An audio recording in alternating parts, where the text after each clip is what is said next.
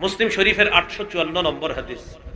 আল্লাহ রাসূলুল্লাহ সাল্লাল্লাহু আলাইহি ওয়াসাল্লাম খায়রু ইয়াউমিন তালাআত আলাইহি শামসু ইয়াউমুল জুমুআ, সপ্তাহের মধ্যে শ্রেষ্ঠ দিন হলো জুমার দিন। সুবহানাল্লাহ। ফীহি খুলিকা আদম, জুমার দিনে আব্বা আদম আলাইহিস সালাতু ওয়াস সালামকে সৃষ্টি করা হয়েছে। ওয়া ফীহি উদখিলাল জান্নাহ, জুমার দিন আব্বা আদমকে জান্নাতে দেওয়া হয়েছে। ওয়া ফীহি উখরিজা মিনহা, জুমার দিনে আব্বা আদমকে জান্নাত থেকে বের করা হয়েছে। বলেন তো আদম নবীকে কি বারে বানানো হয়েছে? জান্নাতে দেওয়া হয়েছে কি বারে? আবার জান্নাত থেকে বের করা হয়েছে কি বারে? ওয়ালা তাকুমুস সাআতু ইল্লা ফি ইয়াউমিল জুমুআ, কিয়ামতটা হবে যেই বারে, ওই বারটাও হবে শুক্রবার। তাহলে কিয়ামত হবে কি বারে? অতএব ইসরাফিল সিংহায় ফু দিবে কি বারে? শুক্রবারে। যেহেতু কিয়ামত শুক্রবারে হবে। কোন মাসে? কোন বছর? হ্যাঁ, এটা হলো আকীদা। এই আকীদা বিশ্বাসগুলো সব সময় শুদ্ধ রাখবেন। ফু দিবে কয়টা? বিশুদ্ধ বর্ণনায় 2টা, আর তাফসীরের কিছু বর্ণনা মিলাইলে 3টা। এমনি কোরআনের আয়াত আর হাদিস যদি মিলান তাহলে 2টা। টোটাল কোরআনের মধ্যে যেই বর্ণনাগুলো আসছে সেখানে বোঝা যায় 2টা ফু।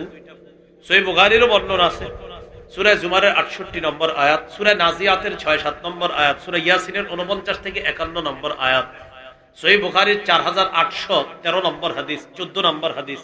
এই হাদিস আর আয়াত মিলাইলে বোঝা যায় সিংহায় ফু হবে 2টা। যেমন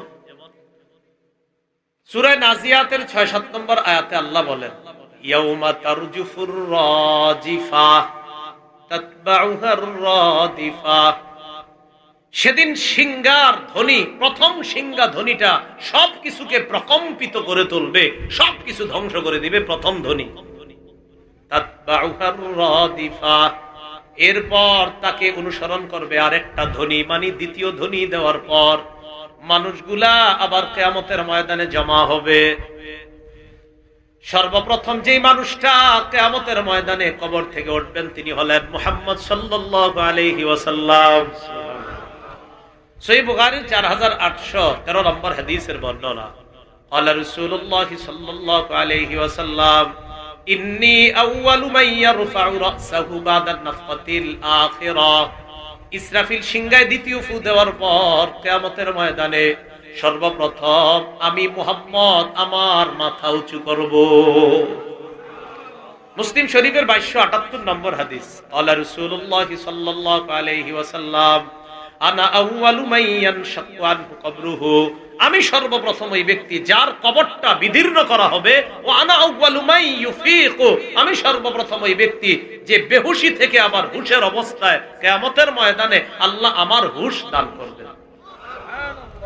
তাহলে সর্বপ্রথম কার কবর ছিদ্র করা হবে? মুহাম্মদ সাল্লাল্লাহু আলাইহি সাল্লামের। তিনি সর্বপ্রথম হুশের মধ্যে ফিরে আসবেন কিয়ামতের ময়দানে। এবার একটা প্রশ্ন আপনাদের অনেকের থাকে, হুজুর 2 ফুয়ের মাঝে ব্যবধান কত? ইসরাফিলের 2 ফু, এই 2 ফুয়ের মাঝে ব্যবধান হবে কত? সহিহ বুখারীর 4814 নম্বর হাদিস আছে। উলামায়ে ছাড়া অন্য কেউ কোন সামনে থেকে কত শুনছেন? 40,000 মাস, বছর? আচ্ছা দেখি হাদিসে কি আছে। عن أبي هريرة رضي الله تعالى عنه قال قال رسول الله صلى الله عليه وسلم, নবীজি বলেন, বাইনান নাফখাতাইনি 40, 2 ফুয়ের মাঝে ব্যবধান 40। বলেন কি 40? কি কিচ্ছু না, আমি কি কইছি কিছু? বলেন 40, বলেন সবাই। নবী বললেন 2 ফুয়ের মাঝে ব্যবধান 40। বলেন তো নবী কি বলছে? চল বাস এতটুকু। ছাত্ররা আবু হুরায়রাকে প্রশ্ন করলেন, 40 সানাতান, হুজুর 40 বছর। আবু হুরায়রা জবাব দিলেন, আবাইতু, আমার জানা নাই। আবার প্রশ্ন করলেন, 40 শাহরা, 40 মাস। আবু হুরায়রা রাদিয়াল্লাহু তাআলা আনহু জবাব দিলেন, আবাইতু, আমার জানা নাই। আবার প্রশ্ন করলেন, 40 ইয়াওমান, 40 দিন। আবু হুরায়রা জবাব দিলেন, আবাইতু, আমার জানা নাই। আবু হুরায়রা কয়, নবী বলছে 40, আমি 40 জানি, বছর না দিন না মাস এটা আমার জানা নাই, নবী শুধু বলছে 40। তাহলে 2 ফুয়ের মাঝে ব্যবধান 40। কি 40? আবু হুরায়রা রাদিয়াল্লাহু তাআলা আনহু বলছে আমি জানি না, তো আমরাও জানি না। নবী 40 বলছে, এটা কি বছর হবে না, মাস হবে না, দিন হবে, আল্লাহ ভালো জানে। আর নবীজি সাল্লাল্লাহু আলাইহি সাল্লাম যেহেতু বলছেন, নবীজি জানেন, আমরা জানি না।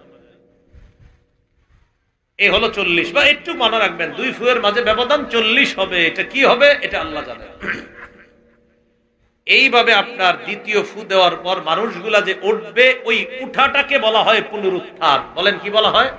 ওই উঠে আমাদের ওই আজকের আলোচনা বিষয়ের শুরুতে যে শুরু করছিলাম, পুনরুত্থানকে যারা অস্বীকার করে, এই পুনরুত্থান যে আবার মানুষ যখন উঠবে। এখন প্রশ্ন এসে যায় যে হুজুর আমারে বা ওনারে যে বললেন, ওনার তো এখন আছে, ওনারে আবার আল্লাহর কাছে বানানো একদম সহজ। উনারে কবর দেওয়ার পর তো মাটি খেয়ে ফেলবে, আমগরে খেয়ে ফেলবে, আবার আমগরে বানাইবে কেমনে? হাদিস থেকে আমরা জেনে নিব। আবু দাউদ শরীফের 4743 নম্বর হাদিস। قال رسول الله صلى الله عليه وسلم كل ابن آدم تأكله الأرض إلا عجب الزام। আদম সন্তানের পুরা দেহটা মাটি খেয়ে ফেলবে, লেঙ্গুরের হাড়টা ব্যতীত, পিছনের হাড়টা ব্যতীত, এটা ছাড়া সব খেয়ে ফেলবে। তাহলে বলেন তো, আদম সন্তান বা আমরা কবরে যাওয়ার পর আমাদের সব খাবে, কয়টা হাড় বাকি থাকবে? এই হাড়টা খেতে পারবে না মাটি। এজন্য অনেক কবরের মধ্যে দেখবেন কিছু হাড় পাওয়া যায়, অনেক সময় সর্বশেষ হাড়টা পাওয়া যায়। আবার যদি নাও পান সমস্যা নেই, কবি রসুল পাই নাই, তাহলে কি হবে? না পাইলে সমস্যা কি? হয়তো পানিতে চলে গেছে, বন্যায় ভেসে গিয়েছে, কিন্তু রসুল বলেন একটা হাড় মাটি খাবে না। মিনহু খুলিক, ওই হাড় থেকে এই আমাকে আপনাকে আমাদেরকে সৃষ্টি করা হয়েছে। নবী বলেন ফিহি ইউরাক্কাবু, আবার ওই হাড় থেকেই পুনরায় তোমাদেরকে সৃষ্টি করা হবে। মনে থাকবে না ইনশাআল্লাহ? তাহলে আমাদের একটা হাড় মাটি খাবে না, সব খাবে। এই হাড় থেকে এই আমাকে আপনাকে বানানো হয়েছে, আর এই হাড় দিয়ে আবার আমাদেরকে পুনরুত্থান করা হবে। মনে থাকবে তো ইনশাআল্লাহ? তবে সবাই বলেন তবে নবীদের দেহ মাটি খাবে না। কাদের দেহ? হ্যাঁ, নবীদের দেহ মাটি খাবে না। এটার দলিল আবার আবু দাউদ শরীফের 1047 নম্বর হাদিস। قال رسول الله صلى الله عليه وسلم إن الله حرم على الأرض أجساد الأنبياء। আল্লাহ মাটির জন্য হারাম করে দিয়েছেন নবীদের শরীর। সুবহানাল্লাহ। তাহলে কি শিখলাম? আদম সন্তানের পুরা দেহ মাটি খেয়ে ফেলবে, তবে নবীদের দেহ মাটি খাবে না। কারণ নবীদের দেহ খাওয়াটা আল্লাহ মাটির জন্য হারাম করে দিয়েছেন। ওলামারা বলবেন না, অন্যরা বলেন তো আমাদের দেহের সব খাবে মাটি, একটা হাড় ছাড়া। ওই হাড় থেকে আমাকে বানানো হবে না। এই বর্তমানে আমারে বানানো হয়েছে কোন হাড় থেকে? এটা থেকে। আবার আমাকে পুনরুত্থান করা হবে কোন হাড় থেকে? এই হাড় থেকে। এটা হলো পুনরুত্থান। এবার একটা বাংলা বলেন আমার সাথে, বলেন নবসৃষ্টি আরেক নাম পুনরুত্থান। বলেন তো নবসৃষ্টির আরেক নাম পুনরুত্থান। নবসৃষ্টির আরেক নাম কি? পুনরুত্থান। এটা হলো নবসৃষ্টির আরেক নাম পুনরুত্থান। হ্যাঁ, প্রশ্ন এসে যায় পুনরুত্থান যে আমরা হব, আমাদেরকে করা হবে, কেমনে করা হবে? খুব মন দিয়ে শুনেন। এখন দুইটা হাদিস বলবো, যে দুইটা হাদিস বিপরীতমুখী অর্থ, মানে দুই হাদিসের অর্থটা বিপরীত, কিন্তু এটার সমাধান আমরা পুরোপুরি না শুনলে আমরা কিন্তু খুব সমস্যা হবে। এই জন্য পুরোপুরি দুটো হাদিস শুনবো আগে দেখি কেমনে আসবে। বুখারীর বর্ণনা আছে, আল্লাহ রাসূলুল্লাহ সাল্লাল্লাহু আলাইহি ওয়াসাল্লাম ইন্নাকুম মাহশুরুনা হুফাতান উরাতান গুরলা। কিয়ামতের ময়দানে তোমাদেরকে উপস্থিত করা হবে, পায়ের মধ্যে জুতা থাকবে না, শরীরের মধ্যে কাপড় থাকবে না, খতনাবিহীন অবস্থায় উপস্থিত করা হবে। নবী বলেন কিয়ামতের ময়দানে তোমাদেরকে সমবেত করা হবে, পায়ের মধ্যে জুতা থাকবে না, দেহের মধ্যে কাপড় থাকবে না, খতনাবিহীন উপস্থিত করা হবে। এটা বুখারীর বর্ণনা। আবু দাউদের বর্ণনা আছে ইউবআসুনা আলা মা মাতু, মৃতদেরকে কিয়ামতের ময়দানে উঠানো হবে, তাদের ওই কাপড় দিয়ে উঠানো হবে যেই কাপড়ে আমরা দাফন করব। কি হলো? খুব মন দিয়ে শুনেন। হাদিসের মধ্যে নবী বলেন তোমরা যখন উঠবা, পায়ের মধ্যে কাপড় থাকবে না, দেহের মধ্যে কাপড় থাকবে না, পায়ের মধ্যে জুতা থাকবে না, খতনাবিহীন তোমাদেরকে উঠানো হবে। আবু দাউদের বর্ণনায় আসছে মানুষ যেই কাপড়ে মারা যায় তারে ওই কাপড়ে আবার উঠানো হবে। কি হলো? বিপরীতটা বুঝছেন নি? এক হাদিসে আসলো পায়ে জুতা থাকবে না, শরীরে কাপড় থাকবে না, খতনাবিহীন। আরেক হাদিসে বলতেছে মানুষ যেই কাপড়ে তাকে দাফন করা হবে ওই কাপড়ে তাকে উঠানো হবে। তো কি হলো? এজন্য হাদিস বুঝতে হুজুর লাগবে নি না, মোবাইলের অ্যাপসে পড়ে নেন, দুটোটা হাদিসে অ্যাপসে আছে, দুটোটা হাদিস এই অ্যাপসে আছে, তো পড়েন, পড়ে নেন, পড়ে সমাধানটা দেন আমারে দেই। উস্তাদ লাগবে, উস্তাদ ছাড়া বিপদে পড়বেন। এই জন্য আমি এটা বিরোধী না, পড়েন হাদিস, পড়েন কোরআন, পড়েন, কিন্তু উস্তাদ জরুরি। সেটা স্কুল বলেন, কলেজ বলেন, ভার্সিটি, মাদ্রাসা, যেখানে বলবেন সব শিক্ষার জন্য উস্তাদ লাগবে। উস্তাদ কেন লাগবে? এক হাদিসে আসছে পায়ের মধ্যে জুতা থাকবে না, শরীরের মধ্যে কাপড় থাকবে না, আর এক হাদিসে আসছে কাপড় দিয়েই মানুষে উঠানো হবে। এটার উত্তরটা মনে রাখবেন। হ্যাঁ, উঠানো হবে যখন প্রথম, তখন শরীরে কাপড় থাকবে, এরপর উঠানোর পর ওই কাপড়টা খুলে দেওয়া হবে। বুঝে আসছেন? উঠানো হবে ওই কাপড়ে, উঠানোর পরেই কাপড়টা খুলে দেওয়া হবে, তখন তার পায়ে জুতা থাকবে না, দেহে কাপড় থাকবে না, খতনাবিহীন। তাহলে উঠানো হবে কাপড় দিয়েই, কিন্তু উঠানোর সাথে সাথে তার কাপড় খুলে দেওয়া হবে। বাস, এটা বাদ, এটা দুনিয়ার জিনিস, এটা ফেলে দাও, শেষ এটা। তাহলে কাপড় খুলে দেওয়ার পর তখন আর পায়ে কিছু নাই, শরীরে কাপড় নাই, এটা হলো আপনার হুফাতান উরাতান। তাহলে বুঝছেন নি? কাপড় দিয়ে উঠানো হবে, উঠানোর পর হাসরের মাঠে কাপড়টা কি করা হবে? খুলে ফেলা হবে, দুনিয়ার কাপড় বাদ। এখন পুরা শরীর, শরীরে কাপড় নাই, পরনে জুতা নাই, আর খতনাবিহীন। সূরা আম্বিয়ার মধ্যে আল্লাহ বলছে, কামা বাদানা আউওয়ালা খালকিন নুঈদু, আমি যেমনে প্রথম বানাইছি তোমারে আবার পুনরায় ওইভাবেই সৃষ্টি করব। এর মানে প্রথম মায়ের পেট থেকে যখন আসছিলাম আমরা, কার কার জুতা ছিল? ছিল না। পরনে কার কার কাপড় ছিল? কারো না। তাহলে খতনাবিহীন সবাই ছিলাম আমরা। তো আল্লাহ বলেন, এই তিন অবস্থায় আমি আবার কিয়ামতের মাঠে সবাইকে উপস্থিত করব। তাহলে দেখি ওলামায়ে হযরত কিছু বললেন না, অন্যদের থেকে 2-4 জন বললেই হবে।